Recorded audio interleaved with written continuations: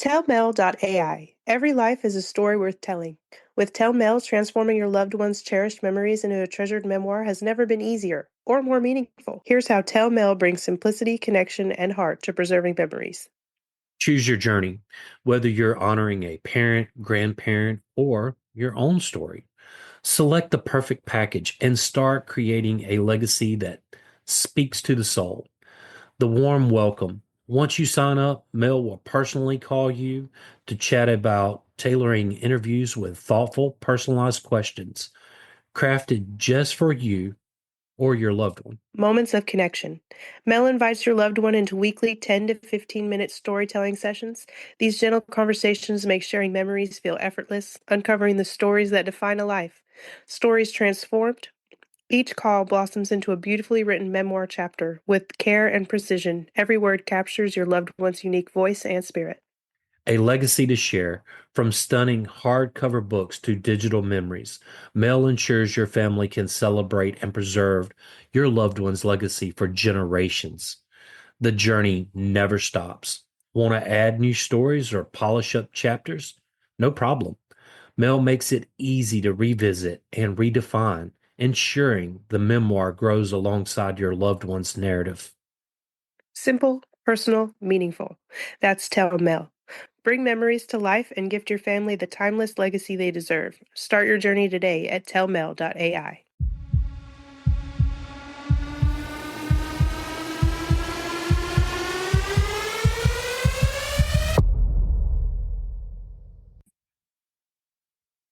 Hi, I'm William, And I'm Kat.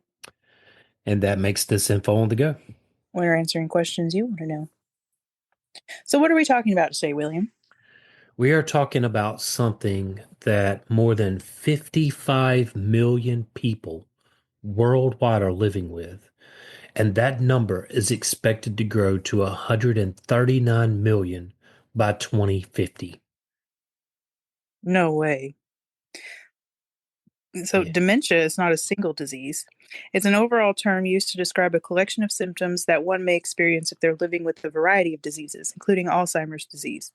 Diseases grouped under the general term dementia are caused by abnormal brain changes. Dementia symptoms trigger a decline in thinking skills, also known as cognitive abilities, severe enough to impair daily life and independent function. They also affect behavior, feelings, and relationships. There are nearly 10 million new cases of dementia each year, which is one new case every 3.2 seconds. Wow, that I didn't even put that in perspective, That's insane. Every like 3.5 seconds, someone else new is diagnosed with dementia. Right. Up to three-quarters of people with dementia worldwide have not received a diagnosis. That's even more alarming, right? That's scary. Yes. Alzheimer's begins 20 years or more before memory loss and other symptoms develop. So today on Info on the Go, we're covering dementia. We should begin by discussing Alzheimer's disease, as it accounts for 60 to 80% of dementia cases. While Alzheimer's is the most common cause of dementia, other conditions such as frontotemporal degeneration, Lewy body disease, and vascular disease can also lead to dementia symptoms. It's important to note that not all cognitive decline is classified as dementia. True dementia results from an underlying progressive neurodegenerative disease. Although increasing age is the greatest known risk factor for Alzheimer's, the disease is not a normal part of aging. Most individuals with Alzheimer's are 65 or older, but approximately 200,000 Americans under the age of 65 are living with younger onset Alzheimer's. Many of these individuals are in their 40s or 50s, often managing families, careers, or caregiving responsibility when the disease emerges. Those with early onset Alzheimer's may experience any stage of dementia, early, middle, or late. And we're going to get into a little bit of those here in a little bit. The disease manifests directly in each person with symptoms varying widely. Mm. The exact reasons why early onset Alzheimer's develops at such a young age remain unclear in most cases. However, scientists have identified several rare genetic mutations that directly cause Alzheimer's in a few hundred families worldwide. Individuals who inherit these deterministic genes are often experience symptoms as early as their 30s, 40s, or 50s. When Alzheimer's disease is linked to these genetic mutations, it is referred to as familial Alzheimer's disease, typically affecting multiple generations within a family. And we're not going to talk too much about that because that's really kind of isolated. So we're going to go into the more common aspects of dementia and Alzheimer's. So let's talk about the different stages of Alzheimer's disease. During the early stage of Alzheimer's, a person may still function independently. They may continue to drive, work, and participate in social activities. However, they might notice memory lapses such as forgetting familiar words or misspelling everyday items, misplacing everyday items. Hmm. While symptoms may not be obvious to everyone, close friends and family members might begin to notice subtle changes. A doctor can also identify signs of Alzheimer's at this stage through specific diagnostic tools.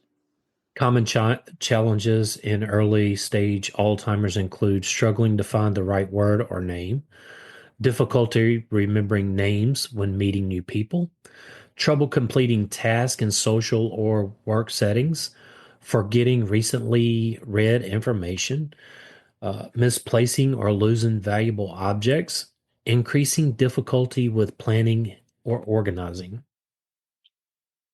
Wow, Now that sounds like me on a good day. yeah, and so that's, I guess if it becomes more prevalent in your 30s, 40s, and 50s, I guess as you continue on, it kind of starts to progress a little bit. Right. Middle stage Alzheimer's is moderate. Middle stage Alzheimer's is often the longest phase of the disease, lasting several years. During this stage, the individual's symptoms become more noticeable and they require increasing levels of care and support. Dementia symptoms become more pronounced, and the person may confuse words, express frustration or anger, and behave unpredictably, such as refusing to bathe. Damage to brain nerve cells can also impair their ability to communicate thoughts and perform routine tasks without assistance. And we need to be clear. I know I made a statement a second ago. Everybody forgets stuff and, forget names and misplaces things. We're talking about something that's repetitively consistent. Right. Okay, I just wanted to make sure I clarified myself.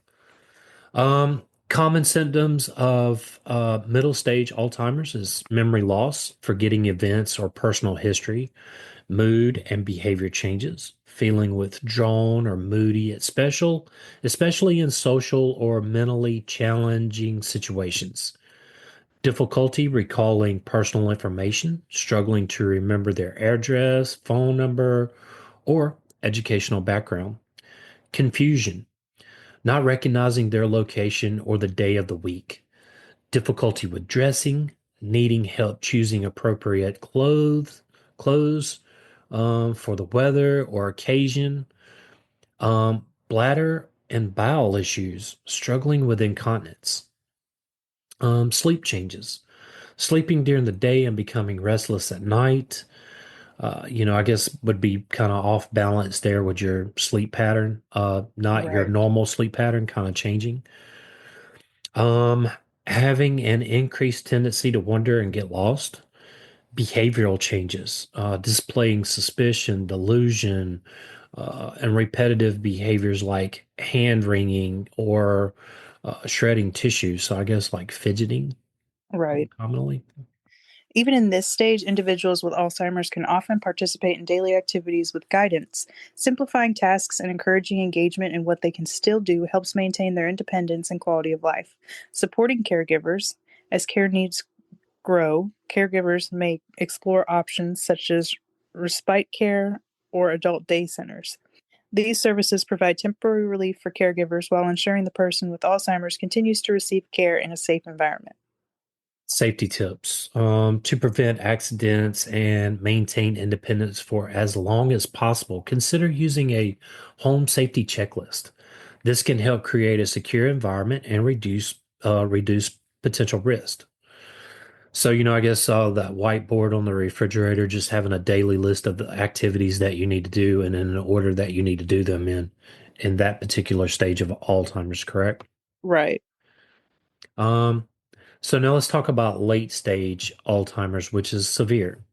In the final stage of Alzheimer's disease, dementia symptoms become severe and individuals lose the ability to respond to their environment, engage in conversations, and control physical movements. Although they may still say a few words or phrases, communicating pain or discomfort becomes challenging.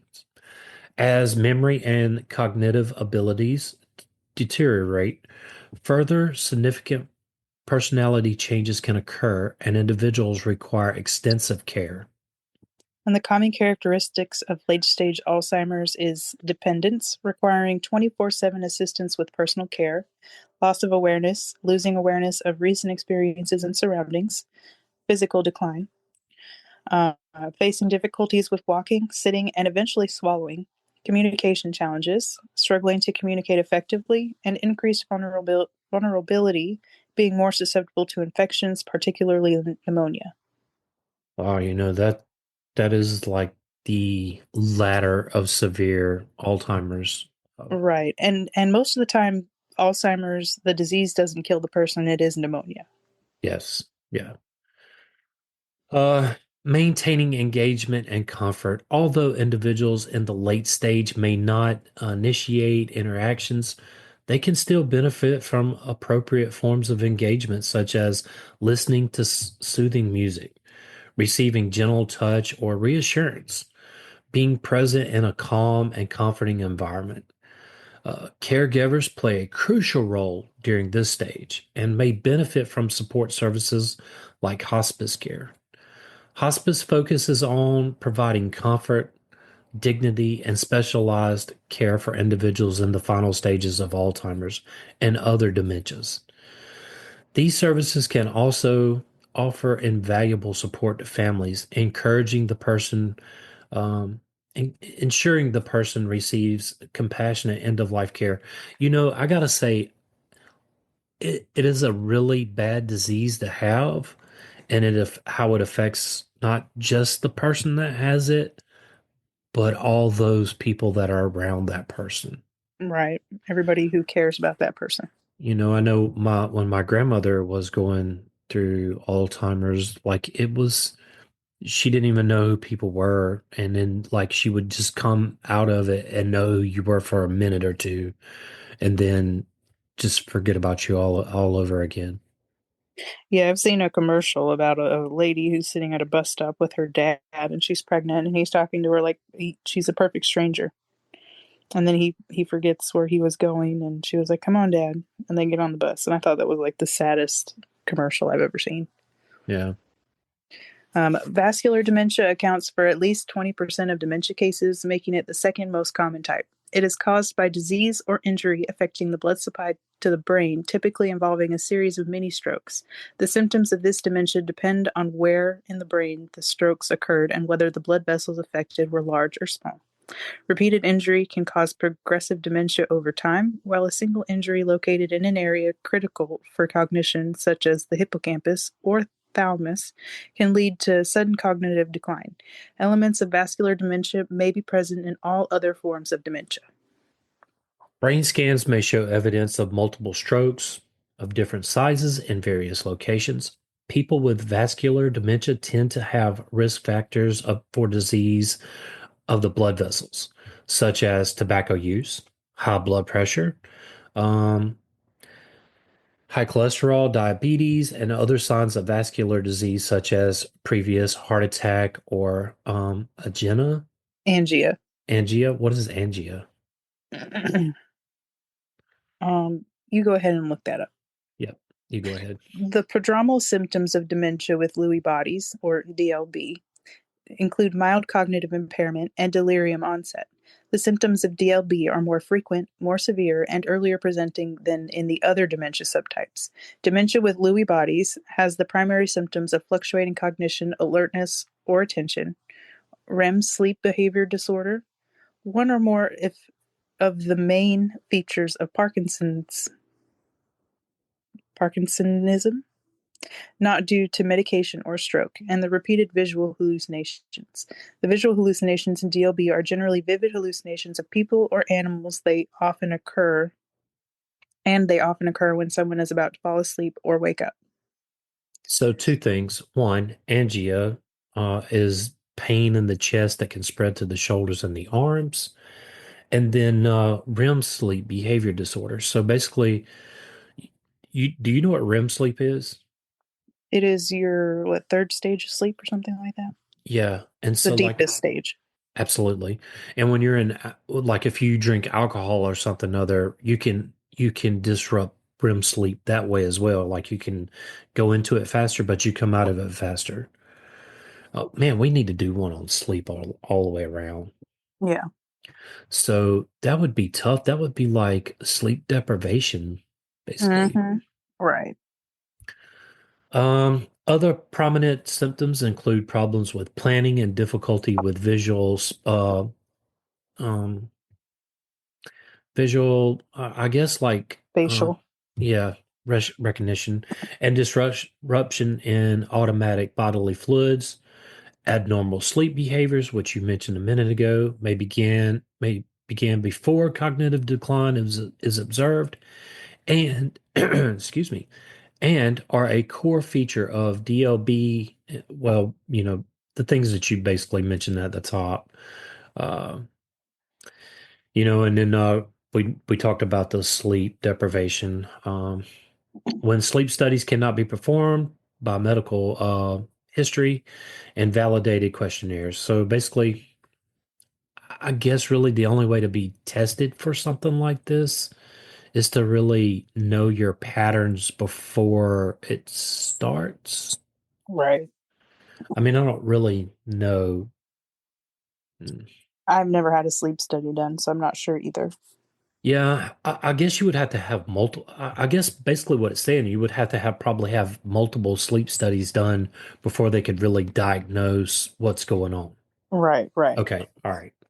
Frontotemporal frontotemporal dementias, FTDs, are marked by major personality changes and language difficulties, with early signs including social withdrawal and lack of self-awareness.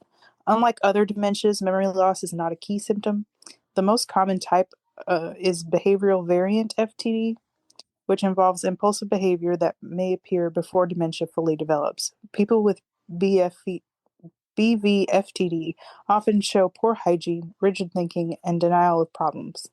They may withdraw socially and display noticeable behavior changes such as increased appetite or inappropriate actions like making sexual comments or using pornography openly. Apathy or loss of interest is a common sign but can also occur in other dementias. Wow. Goodness. Yeah. Two types of FTD primarily affect language, and somatic variant primary progressives of, uh, Aphasia. yeah. I was trying to like look at it a little bit, but I guess SFPPA, people lose the meaning of words, starting with trouble naming objects and eventually failing to recognize them. For example, they might see a bird, dog, or airplane as very similar. Tests like matching a pyramid to a palm or a pine tree can reveal this issue. The other type, non-fluent, a grammatic variant, primary progressives. Um, so I guess one is basically visual, and the other is around speech. Uh, they would struggle to find words, coordinate the muscles needed to speech. So I guess basically they would begin to lose focus of what an object is and start to compare them with, like, I guess, a bird, a dog, a plane as very similar. So I'm guessing the word part of it, they would start to forget the words and just kind of like replace them with other words or forget how to speak all the way around, is what this is Right, saying. right. And eventually, and it even says eventually speaking only in single words or becoming mute. Okay. Mhm. That's also scary. I had to wrap my head around it. I'm sitting here looking at it and I'm like, wait a minute, what is this trying to say? That's what took me a minute, so I apologize. Right, right. I mean, it's all good. Another type of FTD called FTD-ALS combined FTD symptoms, behavioral language, and movement issues with ALS, which causes the loss of motor neurons. Two other FTD-related disorders, progressive supranuclear palsy and corticobasal degeneration, also share symptoms with FTD and are linked to tau protein. Huntington's disease is a neurodegenerative condition caused by mutations in the HTT gene, which produces the Huntington protein. It leads to cognitive decline, often progressing into dementia. The early symptoms of Huntington's disease typically include difficulty concentrating, memory lapses, depression, which may manifest as a low mood, lack of interest in activities, or feeling hopelessness, unusually stumbling and clumsiness, mood swings such as irritability or aggression over trivial matters. So basically, just I guess swinging over, getting either Really aggressive, happy to really sad or really mad. yeah, over small, minute issues. Right. Okay, Kind of like a toddler. yeah. HIV-associated dementia results as a late stage from HIV infection and mostly affects younger people. The essential features of HIV-associated dementia are disabling cognitive impairment accompanied by motor dysfunction, speech problems, and behavior changes. Alcohol-related dementia, also called alcohol-related brain damage, occurs as a result of excessive use of alcohol, particularly as a substance abuse disorder. A degree of brain damage is seen in more than 70% of those alcohol use disorders. And we need to be clear here. This is for people that are suffering with alcoholism, that Right. consume heavy amounts of alcohol. For long periods of time. Yeah. And so, other than the other obvious health effects that happen with alcoholism, uh, brain damage can be one of them as well. Right. There are tests available to help diagnose dementia, but no single test can confirm the diagnosis. Mental ability tests, also known as cognitive assessments, evaluate memory and thinking skills. One common test used is the General Practitioner Assessment of Cognition, or the GPCOG. Blood tests can measure levels of beta amyloid, a protein that builds up abnormally in people with Alzheimer's, cerebrospinal fluid, or CSF. Tests assess protein levels or other substances in the fluid surrounding the brain and spinal cord. Brain scans help detect changes in the brain. Biomarker tests can assist doctors in determining whether a person has or is at risk of developing Alzheimer's or another type of dementia. The SAGE test is a self-administered cognitive screening tool that can identify mild cognitive impairment and early stages of dementia. In addition to these tests, a doctor will go through your history, asking about the onset or progression of symptoms and their impact on daily life. They will also consider other health conditions that might be contributing to the symptoms. The process of diagnosing dementia can take time, and a doctor may indicate that dementia is possible in some cases. They may suggest waiting a few months or um, even a year before conducting further tests. There are treatments available for dementia, though there is no current cure. Medications such as cholinesterase inhibitors, donepezil, rivastigmine, and galantamine Yes, help you improve. pretty much know that. Hey, I was trying. Those are some big long words. Help improve memory and cognitive function. Another medication, memantine, slows Yes. the breakdown of nerve cells in the brain. Non-pharmaceutical treatments also play a significant role. Cognitive stimulation therapy involves engaging in activities like puzzles, games, and discussions to challenge the brain. Behavioral management focuses on addressing symptoms such as aggra, aggra, uh, Agitation. yes, thank you, agitation, aggression, and sleep disturbances. Physical activities can improve both cognitive function and overall health while maintaining social connections provides important cognitive stimulation and contributes to well-being.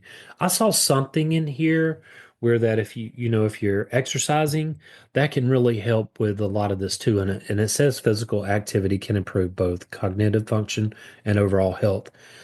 So, I guess staying physical, keeping your mind active through puzzles, games, discussions, really Right, challenging yourself. right. In addition, experimental therapies are being explored. Stem cell therapy involves injecting stem cells into the brain prior to repair damaged nerve cells, while immunotherapy uses antibodies to target and remove harmful proteins in the brain. The specific treatment plan will depend on the type of dementia, the severity of symptoms, and the individual's needs. It's important to consult a healthcare professional for an accurate diagnosis and tailor treatment recommendations. If you or some, oops, sorry, keep going. If you or someone you know has been diagnosed with Alzheimer's or other dementia, you're not alone. The Alzheimer's Association is one of the most trusted resources for information, education, referral, and support. Call the 24/7 helpline at 800-272-3900. We're not doctors nor experts in dementia. No, we are not. And Kat, before we end this, I really wanted to take the time to dedicate this episode to my grandmother who passed away with Alzheimer's and to all those who have lost loved ones. Absolutely. To the caregivers and doctors and researchers who have dedicated their lives to the cause. We would like to say thank you. Absolutely.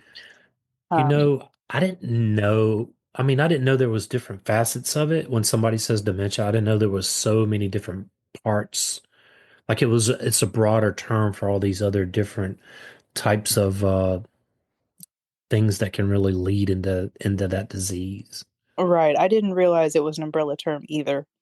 And so now I'm wondering like I have a friend of mine, I used to drive for him, but his dad had dementia. And I remember seeing him when he was still at home, and I got to see the progression of him going into his first care center. And then I got to see him in his last hospice care facility. And it was crazy watching him run around and act like a normal person and then just immediately get agitated and confused and not such an adult, you know? Yeah. When I was doing my part of the research of this, I was looking at like videos and I was looking at all these different health websites and like some people that have dementia, you would never even know um, because it starts so early and it Right. progresses as time goes on. And I was listening to these different researchers and there's really no, as we mentioned, there's no cure for it. There's really no test that are definitive that can really tell you whether or not you have it. It's not something that's really hereditary unless you carry a certain gene that has Right. only been identified in a couple of families. Like this, this is a pretty, I don't know the word I'm looking for. Extensive? Yeah, it's a pretty extensive disease that you just don't know until it Right. until it happens. Right. I mean, and then trying to get diagnosed for it too is probably a big challenge. Yeah, and like I said, you don't even know you're diagnosed to it until you start seeing these symptoms on daily routines. Right. I guess the biggest thing, that I learned in this is just, to keep your brain active, try to have some kind of physical exercise to kind of like keep it motivated. I guess keep the blood moving. I don't really know, but Right. if there's something that if you want to learn more about this, by all means, call the 1-800 number we gave. But there is a lot of different research that is out there. There's still a lot of research that has to be done on dementia and Alzheimer's. And just again, want to say thank you to the caregivers and the doctors because it does take a lot out of those individuals too. Right. Um, to leave off on a lighter note, something funny that did happen with the same guy I watched. He needed somebody to sit with him full time the last few weeks in that hospice care facility because he was just pretty agitated and would get up and wander. And cause a ruckus. But one of the last times that I was getting him back in bed, he said, "Do you want to go for a ride?" And I thought maybe he meant in his truck. I was like, "Yeah, sure, let's go for a ride." When I tell you this man reached for his pants, I said, "Oh no, no, sir, no." Mm-mm. And I mean, he did huff about it, but then he did lay down and go to sleep. It was so funny. Well, he probably didn't even know where he was at or what he was doing. No, So no, I don't think he did at all, and I didn't take it to heart or anything like that. that is a lighter note. So Yes, if you would like to support this podcast, click the support link in the show notes. William and I want to thank you for listening. Yes, thank you. Join the Facebook group at Info on the Go, Share with us your ideas. or ask us a question. Subscribe and follow us wherever you get your podcast. Send us a text using the link in the show notes, or leave a review. Email us at infoonthegopodcast@gmail.com. man, that is a mouthful, isn't it? It is. Till next time. Stay curious. All right.